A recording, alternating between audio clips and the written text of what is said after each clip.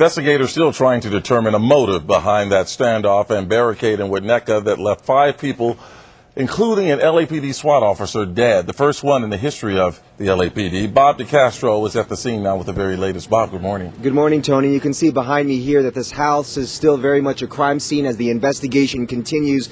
The coroner's office expected to formally release the names of the dead at some point today. The bodies have been removed, but family members have identified the gunman as 20-year-old Edwin Rivera. The victims, his father and his 2 brothers, also killed, a highly decorated member of the SWAT team. He's left the department completely shaken.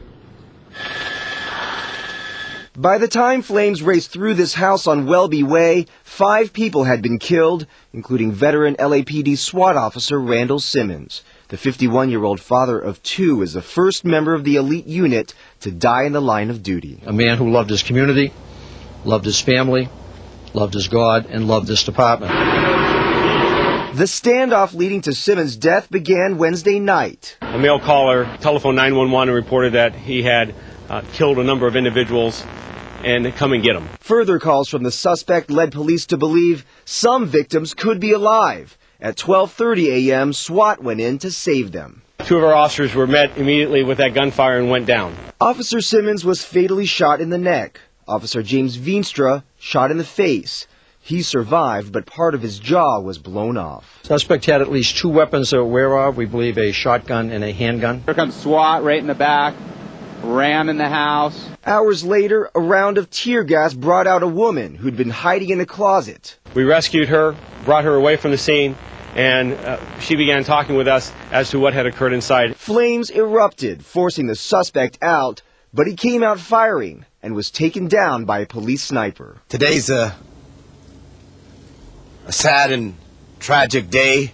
I can tell you that for me this is a particularly personal loss because both individuals were assigned to my children last year.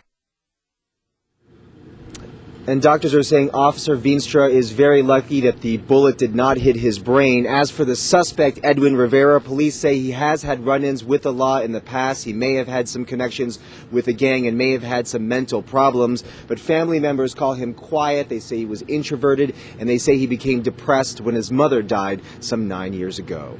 That's the very latest from Winnetka. Bob DECASTRO, Gene and Tony, back to you. All right, Bob. Well, as you can imagine, the residents living in that Winnetka neighborhood are pretty upset about what happened. Amy Murphy has that side of the story for us. It's quite a stir in this little quiet neighborhood. Welby Way in Winnetka. Neighbors say a normally peaceful street, now overflowing with media covering this tragedy. I came out front and immediately the police said, get back in your house and lock your doors. Just on the other side of police tape, children playing. 2 daycare centers around the corner. One leaves this note for parents. It reads, "We left in search of a safe place." Marcy Spencer lives behind the crime scene and heard the fatal shots. And then right when we fell asleep, I woke up hearing gunshots again.